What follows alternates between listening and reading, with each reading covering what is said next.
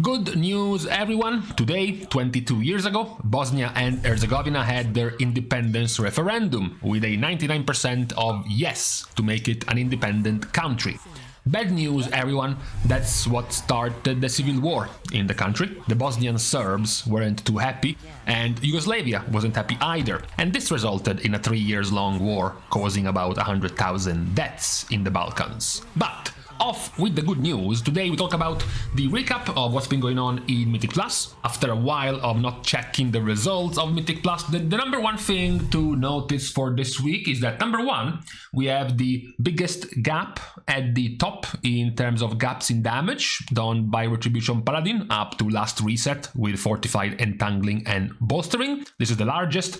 We have seen the number one spec be ahead of the number two spec for basically the entirety of the expansion. It was, the largest gap ever since Red started getting closer to Havoc Demon Hunter, and then passing Havoc this week was the largest gap. And the second bit of news is that now a Havoc is even lower down than Outlaw, which is now ahead of Havoc. We have some other things to keep track of, like for example the continued, at this point, rise of Shadow Priest. It's always nice to see that we do get some changes, often perhaps based on what goes on in the top level of play, in this case the MDI being played these last couple of weeks, which showed most of the groups with this composition, especially in the DPS department. It was mostly always the same. It was Destro, Shadow Priest and Fire Mage. We have mentioned a couple of times the actual effects of these results, because right as the MDI started making its appearance, we started seeing some outliers in terms of damage on these two specs, which were still having an average overall damage, but in terms of top results, they were clearly above the average, and this kept being way more relevant as we kept going in week by week, where Destro and Shadow Priest had the highest overall top damage in Mythic Plus keys, which has continued this week as well. We might have some extra changes, this is worth pointing out, to be fair, that we have gotten from the legendary changes. So now we can expect not all the players, but many more players of the Red Paladin, Arms, Fury, Unholy and Frost Death Knight variety to have an increase in damage overall, because they now have likely their hands on their legendary, compared to up until a few weeks ago where this RNG heavy legendary wasn't nearly as easy to obtain. Now it's much more easy, which is likely going to result in more damage from those specs. Some of these changes and some of the meta of these specs can be relevant, right, as we approach Season 4 to try to figure out what is going to be played next season. Not really, because it's relevant now, but because if you are, for example, like me, in the sort of downside phase of the season where you're kind of logging in once in a while, not playing nearly as much, you might start to get interested into trying different spec, starting to tinker with what should you play again for the next season, right? To get to try something different, something new in Season 4. So it can be relevant for things like, for example, Shadow Priest now doing way more damage overall, especially their priority damage. Their single target damage when you can AoE multiple mobs, it's super high, it's practically the best in the game. And Shadow Priest, for example, becoming meta, or even Red Paladin becoming meta, can have an impact on the meta of the healers, because it's going to be way more likely for you to play without a Holy Priest or a Discipline Priest, or without a Holy Paladin if your group has a Priest DPS or a Paladin DPS, right? So right now, for example, the Discipline Priest is doing just fine, but if you can, let's just say, predict in the next season Shadow Priest becoming a mainstay pick, like it is starting to become more and more, especially in the very high keys, using more and more priests, the result is Discipline will lose out more and more in terms of play, because many of the things they might be bringing can be brought by a Shadow Priest already. Same concept would go for Red Paladin, but right now Holy Paladin is not exactly a meta choice, so it wouldn't change too much the situation of Holy Paladin. We can look at this a different way by looking at the meta, by looking at the popularity of the specs week by week. This week has just started. It's just been, a day or so it's not really representative right now of the popularity. We stop at the week before, where we can observe the same things we have been observing already, which were the Continued at this point really impressive rise of Red Paladin over time, and to a smaller degree, but it's still there, the rise of Shadow Priest. Both of these specs are making up the top 3 most played specs in Mythic Plus at 26 plus levels, 27 plus levels of keys. Shadow, Ret, and Fire Mage are the 3 main choices. We had a video about it. We had a video about the fall of Augmentation Evoker, which last week also stopped at its lowest ever in Mythic Plus, even counting the Abomination of Season 2. Augmentation was never below basically 26% in Season 2. Even in Season 3, up to a certain point, they were still in the top 3 of most played specs, and then after a while, in the past month and a half, a bit over a month, they have lost a lot, and even last week reaching their lowest ever result in Mythic Plus. What is similarly worrying, but for the completely opposite reason, is the tank situation, which has gotten to be quite worrying. We have pointed this out before. The meta score of each role, the higher the number, the worse it is for the diversity of the picks. Red means bad, green means good. And the tank number is very dangerously close to the numbers of Season 2's Exodia popularity of Guardian. It's getting to be quite domineering, more and more so, for Vengeance Demon Hunter. The other numbers are in an okay situation. It's not the best, even though this season, we have pointed this out already, this season looks cool, looks nice, but it's not actually one of the best in terms of variety. The start of Season 2, before Exodia, was actually more varied than this season, and even Season 1. For most of its season before the changes in 10.0.5, the mega buffs to Resto Shaman and to Prot Paladin changed heavily the situation. Before that, it was also more varied than what we have been getting right now. We can continue to attribute the lowering of Discipline Priest over time to the growth of Shadow Priest over time. As you can see, they are basically mirrored. Before, 28 plus 2 was 30% of priests, now it's 16, 3, and 12, which is 31. So basically, we just lost more Discipline Priest healers and gained more Shadow Priest DPS players. Also worth mentioning, this is the largest ever we have seen Mistweaver Monk dominate. 45% of all of the healers in Mythic Plus are Mistweaver. If you want to go for a trip down memory lanes, this was the popularity of Mistweaver historically. We have essentially the highest ever being in Season 1 at the very release. And even when Mistweaver was good, it was still behind Resto Druid. So the time where it was actually the #1 healer in BFA was never. This was a dreadful season for healers. It was literally just nothing but Resto Druid. In Shadowlands, Mr. Monk had perhaps an even bigger meme state. Yes, we had the horrible season with Holy Priest and then also Resto Shaman being super powerful. Before that, it was Ashen Hallow Holy Paladin, and before that it was still Paladin and still Shaman, and Mr. Monk was completely non-existent. It averaged about 3%. 2 to 3% popularity throughout the whole expansion. In Dragonflight, it went far higher. Yes, to be fair, it started in the same absolutely terrible situation, 1, 2%, maybe 3%, right, for basically 2 full seasons, and then this season, they have now gotten to the best state they have been in 6 years, in 3 expansions.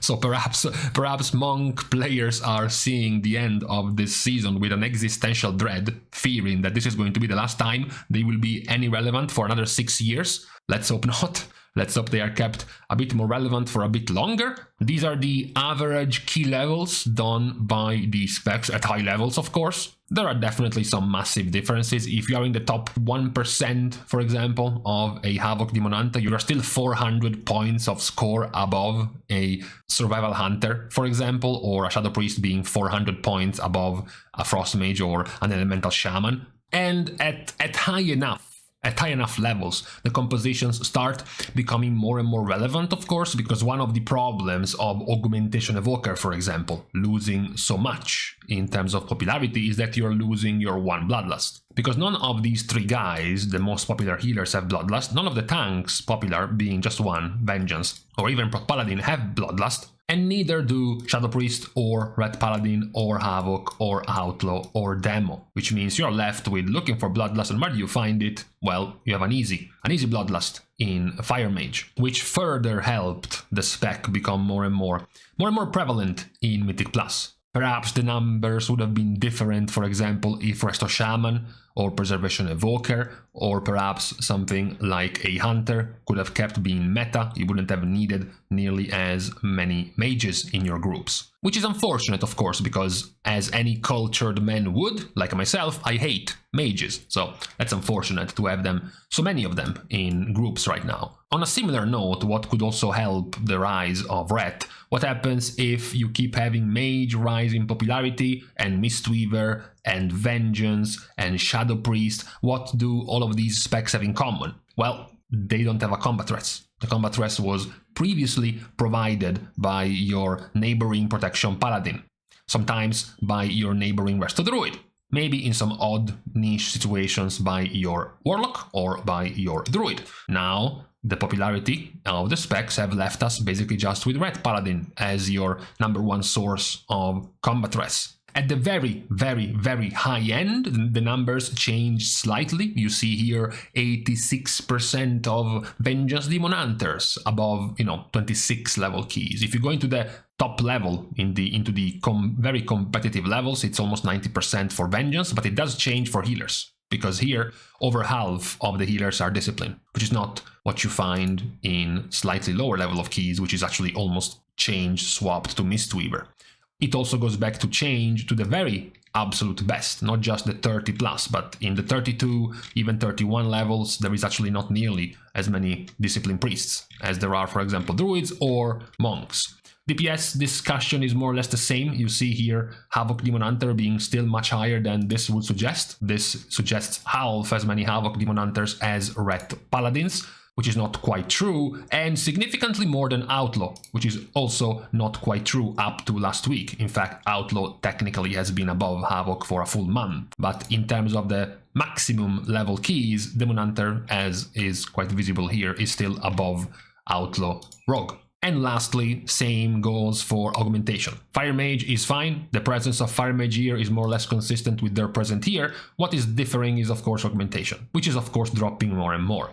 Obviously, this is due to the fact that the numbers you see here are augmentations who did these keys weeks and weeks ago, most of them. For example, let's take this 31 done by this augmentation evoker that was done 3 weeks ago. So 3 weeks ago, augmentation was here, right? 1, 2, 3 this week. So many of these results will be showing you the power of the specs from a long time ago, because many of these keys were not exactly done yesterday. It's not a surprise. It's not a surprise that our hardest dungeon continues, of course, to be Murazon's Rise. Yes, it has been nerfed a few times at this point, but it still remains the more difficultly completed and more difficultly done of the dungeons compared to the Everbloom. What's interesting, however, is that in terms of difficulty at the very high end of competition, Murazon's Rise is actually not the hardest one. You can see here you have more or less a whole bunch of 31s and 30s being done of this dungeon, which is consistent with many others, like Darkheart Ticket has a bunch of 31s and then 30s. It's consistent with its brother dungeon Galakron's Fall with a bunch of 31s and then 30s, but then you see Turn of the Tides, which stops at 30, and on top of that there is only 5 keys being able to be done at the 30 plus level. Everyone else goes down to 29.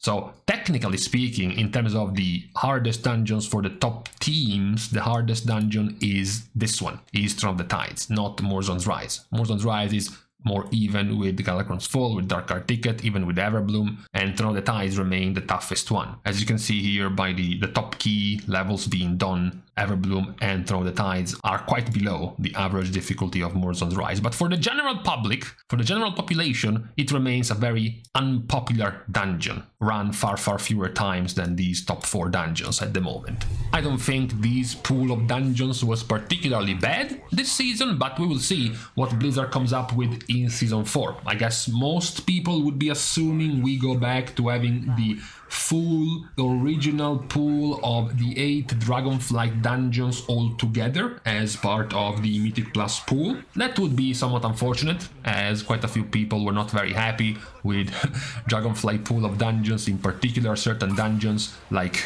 Halls of Infusion, but also Neltarus weren't particularly happy dungeons for many players, and even all the way back down to Dragonflight Season 1. Dungeons like the Nakud Offensive or even Algatar Academy had some let's just say, some issues about them. So I'm still hoping down the copium level of getting 8 reworked old dungeons all together, rather than recycling the Dragonflight ones. But for today, on the recap of this week of Mythic Plus, which is, I believe, week 16 of the season, it is time to say goodbye.